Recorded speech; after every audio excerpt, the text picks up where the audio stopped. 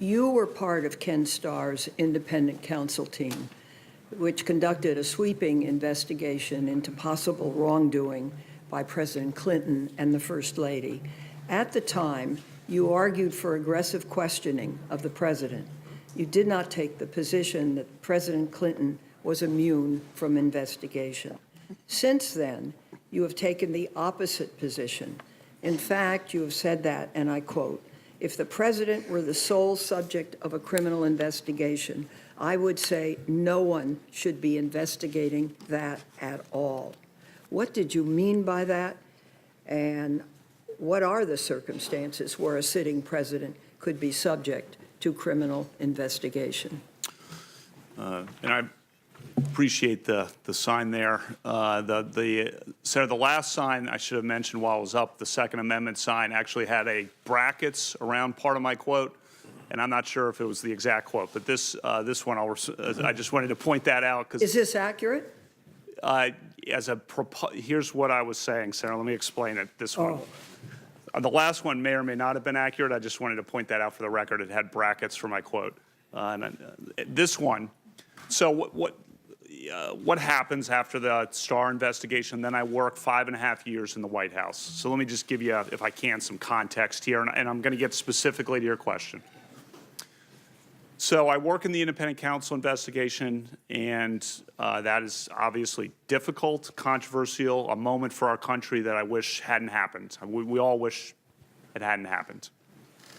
And I reflect on that. I wrote a Georgetown University Law Journal article in '99 reflecting on some of my thoughts about that. This seems to be a tendency of mine to go through an experience, write an article reflecting on it. And then I work in the Bush White House for 5.5 years. And I write an article in the Minnesota Law Review, Senator Klobuchar, in 2009, when President Obama is in office, I should point out. And I reflected on a number of things I had learned working in the independent counsel office and then working in the White House.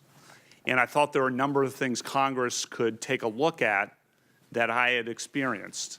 One of them was I proposed timelines for consideration of judicial nominees. I proposed a 180-day up or down vote for every judicial nominee. That was something that, from my experience, I thought would avoid controversy and have rules of the road set in advance, and I proposed that specifically for Congress to consider.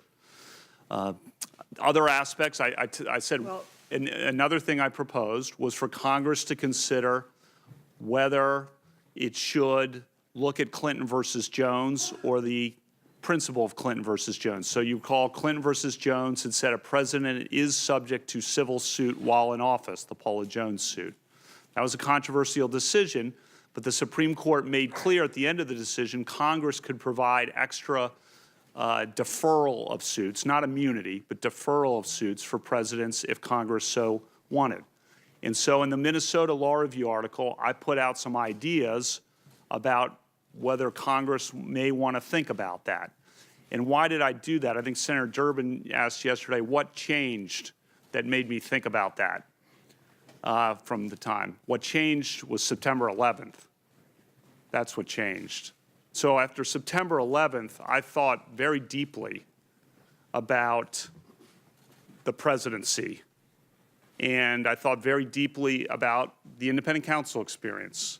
And I thought very deeply about how those things interacted.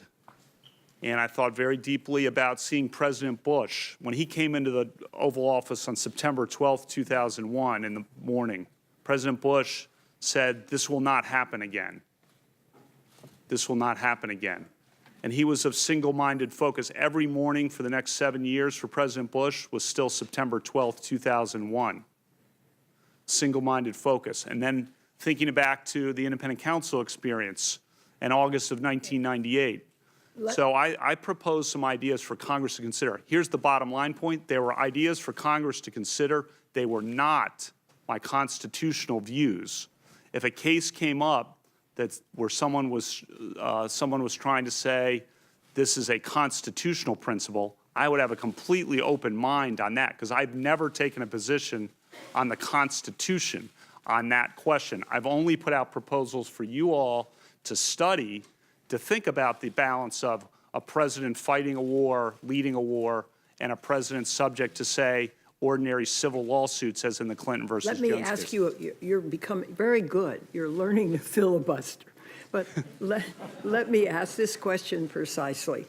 The Supreme Court has unanimously ruled that a president can be required to turn over information. It upheld the subpoena for the tapes of Oval Office conversations that revealed President Nixon's efforts to cover up the Watergate break-in. This, as you know, was U.S. v. Nixon.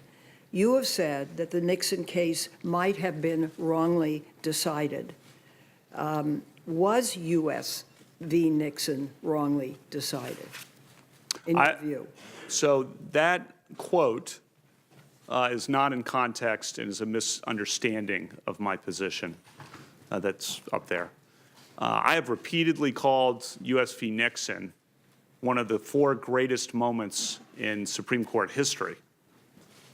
So I've called that, the 4 I've always identified are Marbury versus Madison, Youngstown Steel, Brown versus Board of Education, and United States versus Richard Nixon. And why have I, Brown versus Board, by the way, the single greatest Was moment. it rightly decided?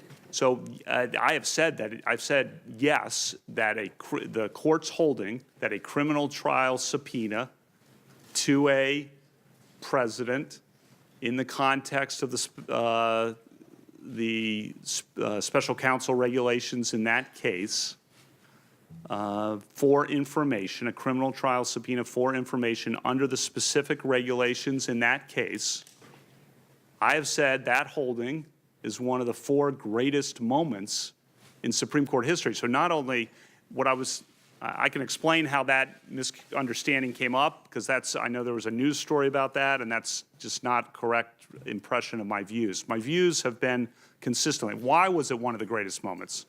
It was one of the greatest moments because of the political pressures of the time. The court stood up for judicial independence in a moment of national crisis. That's what the Supreme Court, we need the Supreme Court to decide the things we can foresee. But one of the things that's really important for the Supreme Court, we're going to have crisis moments at the Supreme Court on things we can't even predict. And we need people on the Supreme Court who are prepared for that. And U.S. v. Nixon is... My time's going to run out very quickly. Let me just ask you this. Can a sitting president be required to respond to a subpoena? So that's a hypothetical question about what would be an elaboration or a difference from U.S. v. Nixon's precise holding. That's right. And I think going with the Justice Ginsburg principle, which is really not the Justice Ginsburg alone principle, it's everyone's principle on the current Supreme Court. And as a matter of the canons of judicial independence, I can't give you an answer on that hypothetical question. So you can't give me an answer on whether a president has to respond to a subpoena from a court of law?